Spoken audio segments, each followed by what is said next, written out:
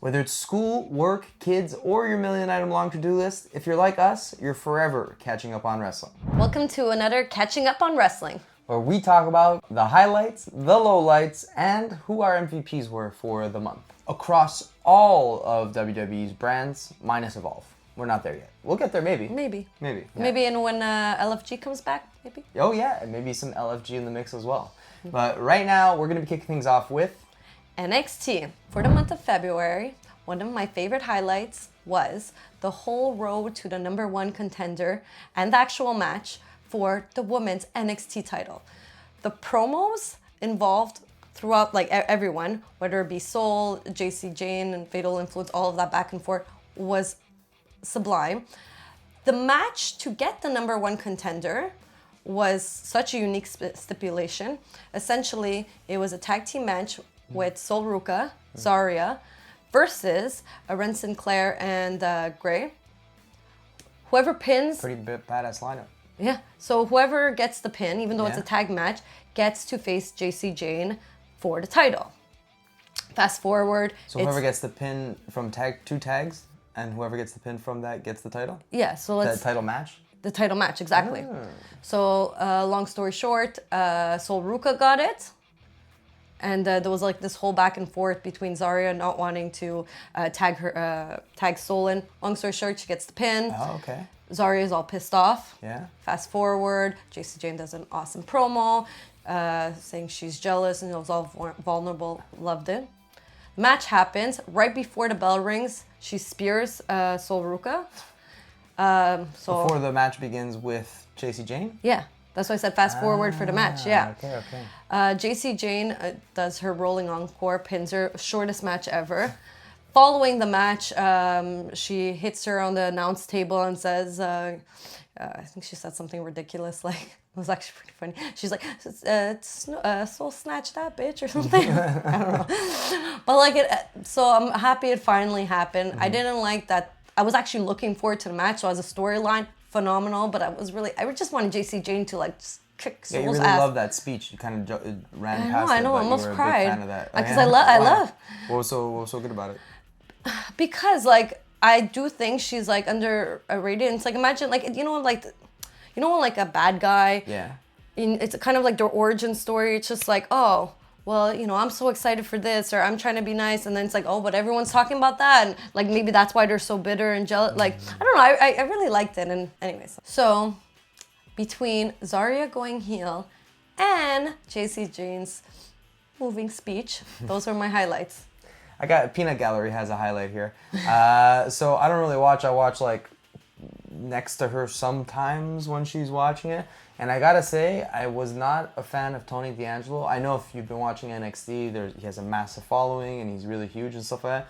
But it just felt like you were just lingering for too long. And I think I finally get, in this last month of kind of just, peeking over her shoulder a little bit, I finally get why... The hype? I do. Like, he's clean in the ring. Like, I don't know. I didn't see a match in particular, but I've seen him like attack people now and stuff like that, and he is clean. Like, I saw one. And he keeps his face. Like he's so committed to the character, and he's super clean in the like. I'm starting to really like. I don't know. Maybe I'll start watching. Yeah, maybe it's just not my. I don't really understand like some of the backstory with the. Dark Stay, but we'll see. Like I don't dislike him and I don't like him. Let's see waiting where this for goes. more development. Yeah, exactly. It's too soon to say, but I'm glad it piqued your interest. Yeah, it seemed because I was just like, this guy seems so random and he's so boring and stuff like that, and then I was finally like, okay, I kind of see it. So I'm hoping to see from over Jolie's shoulder a little bit more out of Tony D'Angelo. Yeah. But those are all your highlights. So let's jump to the lowlights for NXT. Well, I'm still suffering the loss of Chelsea and Ethan Page not being the mixed tag team AAA champions. But now he lost his title. Even worse. I know. He didn't do like the thing that everybody's been doing in WWE where they mourn it and he's wearing all black for like he just lost it at the last episode. Oh, okay. TBD. Okay. All right, TBD. He probably will. He probably throws a newspaper. Starts wearing eyeliner. So we shall see. By the way, if this is the first time you're watching us and you're wondering why that was a low light for Julie, it's because she's such a massive Ethan Page fan. I thought it was self-explanatory, but okay. And speaking of more lowlights, like we said in the January edition, check that out if you haven't, was because of all the great talent that went to Raw and SmackDown, I'm less excited. Like towards the end of the year, like NXT was like, yeah, like I kind of enjoyed it some weeks more than Raw and SmackDown, but now it kind of like, it's a bell curve. It's rising back up, but like it's like certain things like Chase U or the Nepo babies? Club. We'll see where it goes, but like, are they actually called Club Nepo? no, that's just what I call it. I don't know what the fuck they're called. So we'll see. It's a low light now, but we will see. MVPs. So I can't always say JC Jane, but I'm gonna say Kalani Jordan. Yeah. I'm a fan of Kalani Jordan. Yeah, she made Lola tap. I feel like she's just consistent. Like she works really well as a heel. Yeah. I like a lot of heels. I didn't notice. And if you think this is just WWE NXT, it's not. Julie just likes villains. Somebody help me. I love you and you're a nice guy. Yeah. I'm waiting for a poison apple in my breakfast one day. But anyways, continue. Sorry. MVPs, Kalani Jordan, and then even though Wait, does that he make lost, me Sleeping Beauty? That's Snow White. That's worse, I guess. Is it? I don't know. Never mind. I mean, she dies at the end of it. Anyways. For the guys, even though he lost his title, Ethan Page has been holding the fort with promos. His little back and forth with Ricky Saints. Him trying to, the whole Miles Bourne thing. He was kind of playing like trying to get in his head, right? Yeah, he was playing like a kind of like an Aleister Black, like, oh, like, come on, You join mean the... Karrion Kross? Yeah, exactly. You know, that kind of role. Yeah. His involvement with, what's it called? He's really pushing the boys there, the pretty boys there. I don't know. I hate them so much. The Vanity Project. Vanity Project or Yeah, something. but like he's They really suck. helping push them, just being the presence of Ethan Page. Yeah. So. They suck. But they're not. But they don't really suck. Like, okay, the tag team, the other one's not so bad in the ring. The Evolve champion. No. Don't He's get me pretty wrong. good. In the ring, they're fine, but they're just so annoying. They're and so obnoxious outside. And it's not like, again, like there's always this balance, right? When you're a heel, you have to kind of be annoying. You have to get the boos and stuff like that. But like Ethan Page, Ricky Saints, they do Pretty Boy right. And I find like the Vanity Project does Pretty Boy wrong. Yeah, Like- it's like a junior version that just hasn't grown yet. But they're not. I hate them a little less each day. Let's just put Really? it that way. Oh, yeah? Okay. I don't like them, but I'm like, oh, what stupid thing they're gonna do? But I wouldn't say I like them. I just, when I first saw them, I thought it was like the worst thing ever. I'm like, what is this shit? Yeah, they're bad. Even in Evolve, I was like, this sucks. They No, suck. I was like, well, but I'm when just they saying. did that match with Evolve, I forget what it was. I think it was TNA, NXT, and Evolve all doing. Oh together. yeah. Whatever it was there. Gold Rush? I don't know. Anyways, he just, Ethan Page has a very, and Ricky Saints, they really help the new development shine. Like I don't know what it is. Okay. So they're kind of like the locker room leaders right now. oh yeah, they're holding Makes down sense. the fort. They're both decorated. Yeah, so They've both been in AEW. They both have been around for a long time. I think each one has 10 plus years under the belt, so it makes sense. anyways, that's all I can say. I can't wait for March because, like I said, we already had the lowest form on January, I would say. So in theory, it should just keep going up until we get to the new year. And I'm like, oh my God, this is the best thing ever. Yeah. All right. Moving on to the flagship show, Raw. Honestly, the month has kind of flown by. I didn't realize it was the end of February. Yeah. Like, I blinked and it was the end of February. So, this month has been, it kind of happened in a flash, and it was really just a bunch of qualifiers and stuff like that, which we'll get to in a second. But all I gotta say is that there's been a lot of mid, some solid highs, and not that many lows. Yeah, it's kind of been like a Like the lows aren't really lows. Like we're kind of, the lowlights, we're going for it here. We mentioned a couple, but like I gotta say, shout out WWE. I'm really happy with the month of February, honestly. Like yeah, it was really a fast. Like I did enjoy Yeah. the qualifying match just because like tournament style or who's the number one. Like it gets stakes without having a belt match, I guess. Yeah. Anyways, let's run through the highlights. So first up on the highlights, Austin Theory is finally kind of finding his place in the division. He's not just...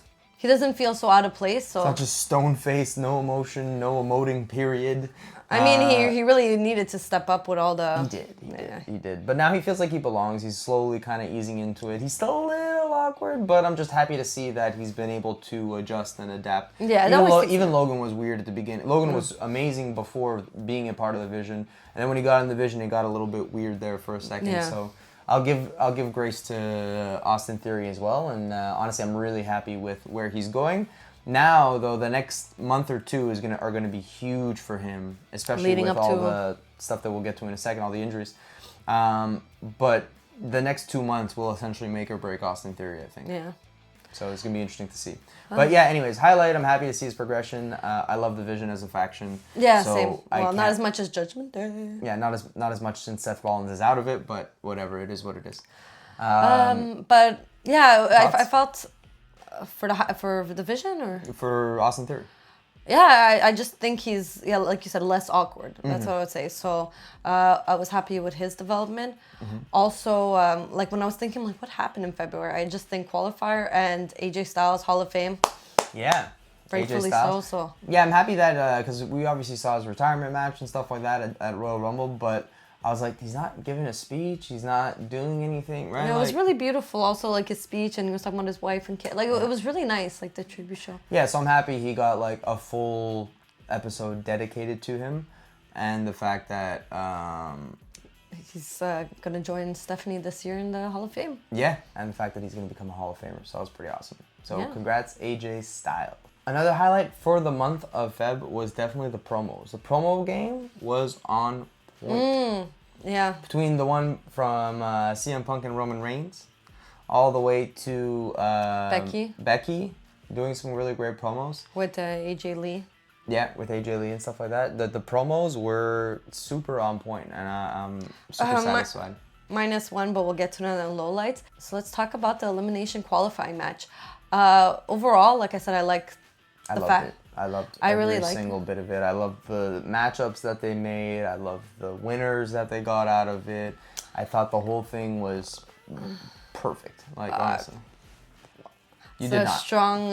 You did not. So this is actually going to lead us into our lowlights, because Julie felt a little different. So my highlights for it, really great combination of people, really great performances, really love the results out of it. And now for the lowlight section, Julie will be saying the same thing, but what do you feel about it? So for the most part, how do you feel about it? So for the most part, it was like great matches, yada yada, everything you said. However, this is just a personal preference. I just thought it was too predictable. Anytime there was a match, I'm like, okay, this person wins, this person wins, this person wins.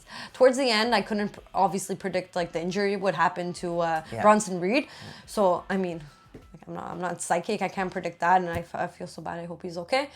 But for the beginning sets of matches, I just thought it was predictable. That's it.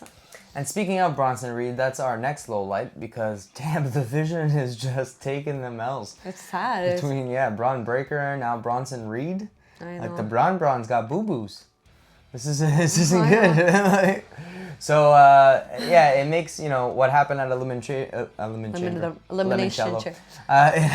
It makes what happened at Elimination Chamber not as sweet as it could have been, but we'll get to that in a second. I'm still happy with it, but not as sweet as it could have been. So, interesting nonetheless, though. All right, so the promos were amazing. Minus, why did Liv have to cry? I didn't understand it. It just was so out of place. And then she comes back and tried to fix it and then hit it. And I was like, why couldn't you just I don't know. It felt like it hit a nerve, but then she recovered to it. Just it was weird, and even at the point that she recovered, she was still like depresso walking to the ring, depresso in the ring, and then all of a sudden she's like, "I'm gonna," and I'm like, "What the?" Fuck? I know, it's like, what was the point of all that? Like, everything was just over dramatic. Whereas like if she would have kept it like a medium and like kind of like got a little bit pissed off and emotional and like maybe a bit teary eyed, but like kept it like screw you Vacare. That would have worked a lot better than like full on breakdown and full on sad girl vibes. It sounded like it was an audition tape for something. That's what that's what you had said. And I was like, it felt like an audition for something. So, anyways, if that was the case, great acting, but I just didn't. Oh, the acting was great, Yeah. but like it just didn't fit. Like, I didn't it just felt understand. weird. Yeah. So. Like, what am I watching? And next low light is definitely great promo, Roman, at the beginning of the month, but where the fuck are you, dude? Like, what the hell is going on? Like, how do you win the Royal Rumble? I knew this was going to happen. You cannot have a part-time, I don't care if it's Roman Reigns. How do you have a part-timer win the Royal Rumble and then show up like once? Right? He only showed up once. I know, he has more dates set, but whatever, but like, it's I know. once a month until WrestleMania? Like, who cares? I know, but... I hate the pass that he gets, and I get it if you've been watching for many, many, many, many years, like Roman is just second nature to you and stuff like that. But if you're going to be in the mix, be in the mix. And then fuck off for 6 months. But like, be in the mix while you're supposed to be in the mix, because it just takes away. I guess maybe they were trying to push Finn or the schedule. I don't know why, but... I'm a bit sad too. Roman too. Reigns and he's on a part-time schedule. No, I know. I mean, I'd rather have seen him when he won, I was like, oh, I will see him every Monday for the next... Julie got her hopes up. Just to tear it down. And last, but definitely not least, and this one is kind of like a borderline for me because I just don't like how they did it. While I like what is going to happen, I hate how they announced Brock Lesnar's tour. Oh, yeah. Like, what is the point of having a tour? Like, what's the point of being like, Brock Lesnar's gonna be at all these? Yeah, because we know it's gonna be It's not a over. retirement tour. It's leading to WrestleMania, but like, why does he have a tour? Like, why not just have him show up on the? Why do you have to announce that he's gonna be there? I don't know. I feel like they're trying to build it, but no one cares. I think it was probably like an attempt to like recover some of the people getting injured and just trying to find like something to draw people to the arenas and stuff like that, or maybe sell tickets. Maybe like be like, hey, he's gonna be here specifically. Buy these tickets. I don't know, but it just felt weird. Like, he didn't need a road to WrestleMania. He didn't need to have a schedule that was. I know, because like, unless I'm completely wrong, but it looks like me and a lot of people even chanting seemed like, it's gonna be Boba. Yeah, I mean, we hope. Everybody hopes. Yes. Which they're definitely going to do before Brock retires, but, like, we definitely need to see Oba versus Brock. So, but if it is that, what is the point of, like, no one else is going to, I don't know. Yeah, just do the story. You don't have to give us the dates. Like, just do the story. Okay, let's see how they fix up, like, on paper, it sounds like what the fuck is happening, but maybe it'll pull it off. We shall see. No, they're going to pull it off, but it's just weird that they announced it. No, not the match, in but I mean, like, Yeah, but I don't think anything would have changed if they didn't announce the dates. And now for our MVPs. And honestly, this month was really, really tough. A, it flew by. And B, like, everybody was pretty even. Like, there was a lot of really great spots across the month from different people. But nobody really, really, really stood out to us. So we had a hard time on this one. And our men's MVP is L.A. Knight. Yeah. Yeah. We're just happy to see him back, to be honest with you, and he's been doing a pretty good job. Still stumbles here and there. Oh my god, which we still love. We'll get to the big stumble at the end when we're talking about Elimination Chamber. He won his qualifying match. He's been involved in like screwing over Division. Yeah. His promos always like. Also, like, it seems like everyone's happy. Like, I saw a lot of, like, push LA Knight for Mania. And, like, we want to see that. The fans are asking for it. Where is LA Knight? When is he going to be champion? Anyways. Actually, what I realized this month, too, was that I don't even need LA Knight to be champion. I just need him to not take so many L's all the time. Because that was the problem. Like, everybody was rooting for him. Everybody wanted him to be on top. Then he kept taking L's. And even when he would win, it didn't feel like there were small wins, big L's. You know what I mean? It just felt Whereas now he's in the mix, he's at these major things. He doesn't need to win. He's the Sammy of Raw. Elimination Chamber, you know what I mean? But what? He's the Sammy of Raw. Like, he'll win, but then when he gets all the way to the top and it's for the big thing, like come Elimination Chamber, he doesn't win. And it's very annoying, okay? Yeah, all right. Fair enough. And our female MVP is Rhea Ripley. Yeah, she competed a lot throughout the month, whether it be with EO or singles qualifying for the match. She's just been consistent, doing promos, doing this. I feel like she worked probably really super hard throughout the month. So, like, that's the only reason. Like, honestly, like, a lot of people. I was a huge Rhea fan and stuff like that, and I just think that she had a solid month. Does she deserve it more than any of the other women on the roster? Not necessarily. There's a lot of women who do deserve it more, I think. But at the same time, she worked the hardest. So like this was actually Julie's idea to be honest with you, to put her as the MVP, and she's come a long way. she's come a long way. Well, not that you don't like her. Yeah, exactly. No. I still like her, but I'm just not like, Yeah, no, the day I say I don't like Roman Reigns is the day that you're going to have his t-shirt and everything. Yeah. Like, she's so awesome. I love that he's only there a little bit. I love the pop when he comes back. She completely changed my opinion.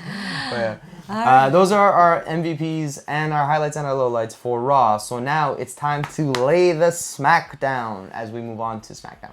Yeah. And our first highlight, if you watched last month's episode, then you know that we are thrilled that Rio lost the belt. So happy. I wanted them to break up for so long. Yeah, they're not going to break up. They're still going to be friends, but I just don't think that they need to be a unit. They could be like, oh, let me help you in this match. Hey, let me help you in that match. Yeah, Remember the Rio days? You know what I mean? Like, I hope it moves to that. Instead of them being together, I feel like they both kind of snuff out each other's flames a bit. You know what I mean? Like, they don't shine as bright together, in my opinion. I know a lot of you disagree, but no, they just never did it for us. Yeah, but the irresistible forces, as soon as they called themselves forces and they had a new entrance. A name in general. First of all, I said it like weeks prior. I'm like, okay, they're going to win right before She did. She called it. All right, and another high is the whole feud that they're building up with Tiffy Time, or Tacky Time, as Chelsea calls it. So great. Everything with Chelsea is amazing. I love that she's getting the proper flowers. Undertaker gave her crazy flowers on his podcast where he had Michael Hayes on, which was the perfect time to do it, which was hilarious. I'll just say, I'll put my 2 cents in. I think she's underutilized. I agree. I think she, without a doubt, I think she could be a top player. So I'm really happy to see that she's getting the respect and time that she deserves. And they're really doing a great job with her character. Michael Hayes? Michael Hayes, yeah. It's Michael Hayes. Michael Hayes is the guy that is the stupid one with the hat. Yeah. The fedora hat. Yeah, okay. He's not stupid. He's really, he's a legend in the business and he does a lot. Yeah, but he said Chelsea's never going to be the women's champion. Undertaker, stared him down. He said, no, I hardcore disagree with you. Yeah, no. Chelsea is amazing. Yeah. So that was really cool to see. And Undertaker was even like, hey, if you don't need her, I got a company that I can push her in. Which is AAA, because if you don't know, Undertaker runs AAA. Yeah.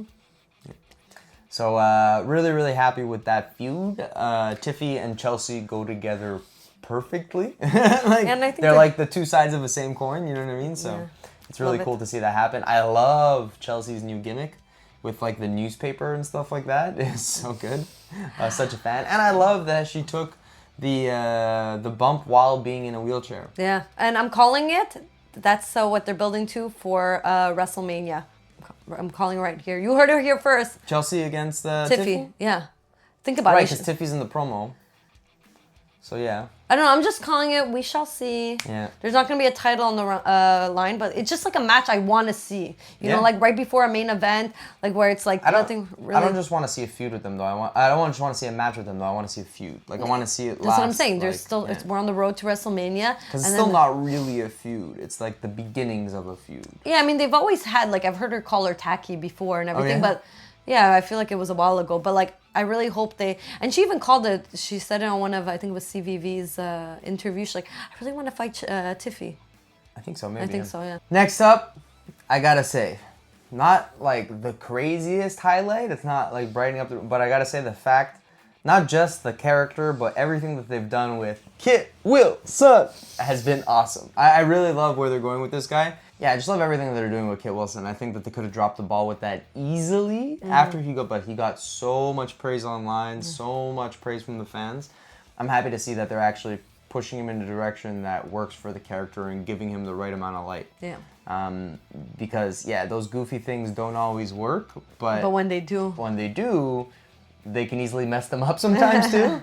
But in this case, they really nailed it. So I hope to keep seeing Kit Wilson in interesting scenarios. Obviously, it seems like he's going to have a feud with Matt Cardona. And they're kind of slowly building to that. But I loved with Obafemi, that was great. And stuff like that, where he's trying to convince him and whatnot. It was so funny. Man. Last but definitely not least, something that was also featured in our Raw highlights, or my Raw highlights, her Raw lowlights highlights-ish, were the matches leading up to Elimination Chamber. I think that they really nailed it on this. Yeah, the fact that Charlotte lost, though, and Kiana James won. yeah, that was really shocked. Like I couldn't predict. I was like, oh, Yeah, that was one that she couldn't predict, so that was cool. and they really spiced it up there. So that was a highlight. I mean, even on Raw, you didn't predict Javon Evans, but you still did predict most of them. Javon Evans. Yes, I did. You didn't. Yes, I did. No, you didn't. Who was he in the match with? Who's in the qualifier match with? Uh, No, I totally did. Because I said, there's no way Gunther's going to be in a fucking Elimination Chamber. And the other person was Mysterio. And I was like, it would be more interesting if they won. And then you were like so shocked that I got it. Okay, I stand corrected. But yeah, so I guess she just was predicting them like crazy. I was just trying to actually enjoy it. But That's why we don't watch it together sometimes. well, yeah, most of the time. We'll watch the beginnings of episodes together and then we'll finish the next day or the next 2 days. All right, so one of the things in the highlights that we loved was Kit Wilson and how they're treating that and the whole goofy aspect to his character. But I just hope that they do the same for R-Truth because he is in the lowlights this month. Not so much his fault, but just I'm really tired of hearing him read ads and talk about balls. Yep. They ran that balls joke way too much. They could have cut it. It was hilarious at the beginning, but then they just ran it like too many times.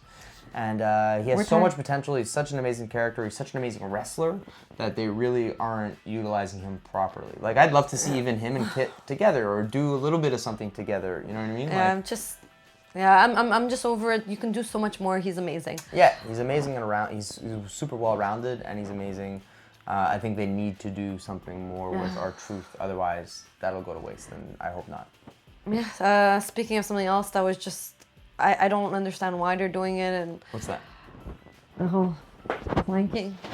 That's not planking. That's that's not planking. Okay. But yeah, the Johnny Gargano planking thing. Well, I mean, I wasn't gonna start lying down. I don't think it was. That's the thing. Like, I find that like as everything else gets rounded out and we're getting like a lot of variety within the WWE, which I really am enjoying, which kind of makes it hard to pick MVPs and things like that and talk about like highlights and lowlights because it's really even. Like, they're really evening things out across the board. Like, we're getting a little bit of everything, which I love because it keeps it entertaining. And even though I'm not the biggest fan of everything, at least it feels like fresh every time something happens. Whereas before, they were throwing too much of the same flavors into the mix. And everything kind of just felt like a different version of the same formula. Segment. Yeah, exactly. Same formula. Yeah, exactly. So, really, really, really hope that Gargano gets his shine too, because we don't want what happened with Tommaso Ciampa to happen to Gargano. Tommaso Ciampa, we had that in the WWE. His entrance in AEW, if you haven't checked that out, go check that out. He looks like he's going to crush it over there, and I'm all the best of luck to Tommaso Ciampa. And I hope that they don't ruin Johnny Gargano. And they kind of do something with him. Not just him, but Fraxion. Like, I really liked Fraxion when they started, and now I'm just like, oh, okay, fine. Yeah.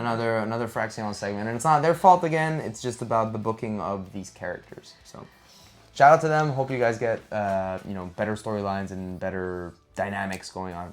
Yeah. And where's the Street Profits?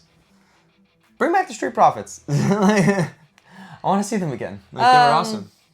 Yeah, it's just like the whole tag. It goes like this. Like when they perform like that ladder match and everything, when it was all the tag, the men's tag team division in the mix, like they have such great highs, and I'm like, oh my god, this is what it could be. And then other times I'm like, it's just a shipwreck. Yeah. Speaking of shipwrecks, it got better. What? We both agreed. The whole Wyatt 6 and Solo. It got a lot better. It got a lot better, but it's still not still doing in the lowlights. Still in the lowlights, so it's still not. And I also like that they keep stealing it back.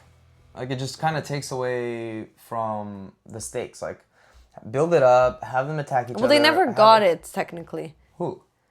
I mean, picked it up for 2 seconds. They never were in possession of the lantern. The Wyatt 6? Yeah. Yeah, I mean, it's their lantern.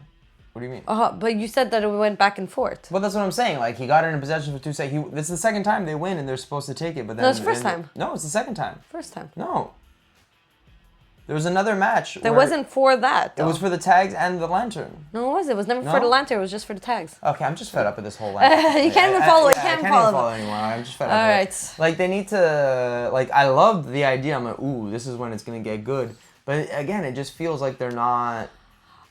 I don't know. What I was hoping was that it was my personal opinion. Let me know what you think in the comments. What I was really hoping that it would build to was that the MVP invites a woman or something, and then there was a tag team match with all of them. MFT? What did I say? MVP? That's the Julie's next already one. moving on to the I'm next moving on. segment. Okay, let's just go. Let's just go. MVPs of SmackDown. No, finish what you were saying. You That- just wish that they had a female in the MFT so that they can actually go toe to toe.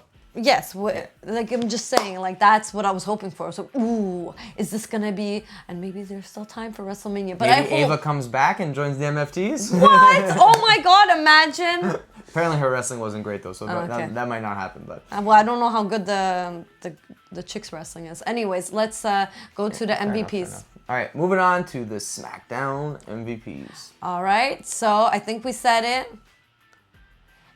What time is it? It's Tiffany time, and she's been killing it this whole month. Honestly, I kind of wanted to put Chelsea, but I'm pretty sure we did Chelsea last month. So We can't always have Chelsea. she's just killing it. Honestly, like she's really, really crushing it, and She's I love how entertaining she is. Cause like I've come to really appreciate the people who aren't belt holders, and also somebody who holds the belt and does something with it. Because like a lot of times, we get the Drew McIntyre, which is kind of faded into the background while he's holding the belt. Jade also faded into the background while she held the belt. She had a couple little things here, but nothing really that great. I love actually back to the highlights. I love that Michin is getting more time because I was like, oh, they just did. I was finally like, oh man, Michin's kind of got it, you know. BFAB, she still has some work to do, but the push with Michin will help, I think. So I was really excited to see Michin back in the mix. Yeah. And I can't speak more highly of Tiffy. She's amazing, champion or not. She's been getting W's, really happy. And for the male MVP, we're definitely going to go with Fatu. Because he is all gas. No breaks. That's right. Just like my motto. Yeah, he was a little bit too much gas though at the beginning when he came back. But now he's slowed it down. He's going just a little bit over the speed limit, and I am all here for it. Because, man, what a recovery. I had faith because it's Fatu, and they know how valuable Fatu is, and he is just phenomenal. I would like to see a little bit more of his, like his movements and stuff. If he toned that down a lot, and I kind of missed that. Like, because he's supposed to be a crazier character now, but he acts less crazy. I don't know. He feels a more human, but he could explode. I don't know. I like it. It's a nice balance. I love the character, and I love what they're doing with him. So I hope that they keep pushing the ball forward with him.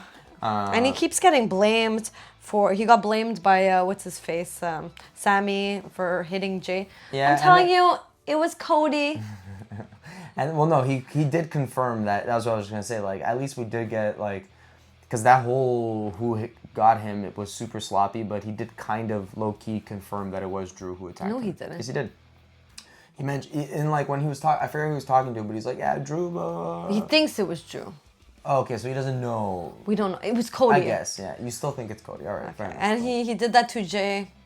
Just out to get it. Maybe. I don't know. We'll see. And But moving on to La Pièce de Résistance, the Elimination Chamber. And oh damn, was it ever incredible. That was, I feel like they have one lull, one banger, which makes me worried for WrestleMania. But I hope we get two bangers back to back. There's 2 days, so it doesn't matter. Oh yeah, maybe one will be a lull, one will be a banger. But man, Elimination Chamber checked all the boxes for me. Yeah, all the matches were spot on. Everything, there was never a dull moment. It was just watching an awesome movie the whole time. Yeah, honestly, I personally have 0 lowlights. I do. She has 2. I have 0 lowlights for. And he's usually the negative one. What is happening? I know. So, kicking things off with our highlights. While Julie was mentioning that a lot of it was predictable, or she just has a crystal ball that I don't know about, but anyways, while Julie was saying everything was predictable, one thing that was not predictable at the Elimination Chamber was Randy Orton winning. Yeah. I had a feeling it was going to be him and Cody at the end, but the fact that he got Cody, I'm like, whoa, what's Cody's story for WrestleMania now? Yeah, exactly, which makes it interesting, right? It's probably Fatu because he hit Fatu. But it also makes me realize, no, he's going up against Drew on Friday for the belt. And so he's not going to get it. I think he's going to win. No. Yeah, I think he's going to win because they're building something with Aldis and Drew, and they've been building that for a few weeks. Okay, so we will see. We'll see.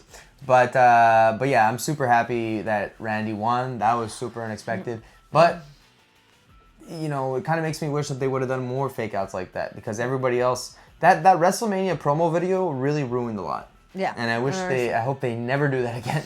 And if they do, just pick a guy and a girl. Pick one guy and one girl, and that way you're not like saying, "Here's everybody that's going to be at WrestleMania." Yeah, exactly. Or what know? you said was like have like a fake out one where they're all sitting, Oh and then yeah, they yeah, I forgot. and then they like stomp through the door and be like, "No, move over. We're the champions," or whatever it was. Exactly. Well, my idea was essentially that like they record it at the same time, which again is tough because like we've had a bunch of injuries and stuff like that. But it would have been nice if in that same recording, since they would assume that they already knew who was going to be at WrestleMania anyways, that we get that where they're at the table and then you get like 3-4 people come into the picture and be like, make some room, and then those new people sit down next to the people who are already established, or just take their seats or something like, or something. Yeah, exactly. But kind of combine the two so that like we'll see. Whatever. That's what comes on Monday. We're like, fuck. That's my marketer brain going. So all right, hire me, WWE. Anyways.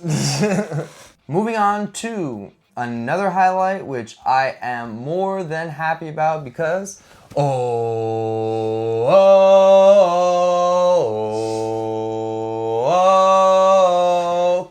it down. He's back. I didn't really like how he came back, but it doesn't matter. He's back. It was super, super drawn out, and like the fake outs were whatever and whatnot. And it also wasn't Bronson Reed or Braun Breaker in the ring, which was actually part of his vision and not the vision that is now.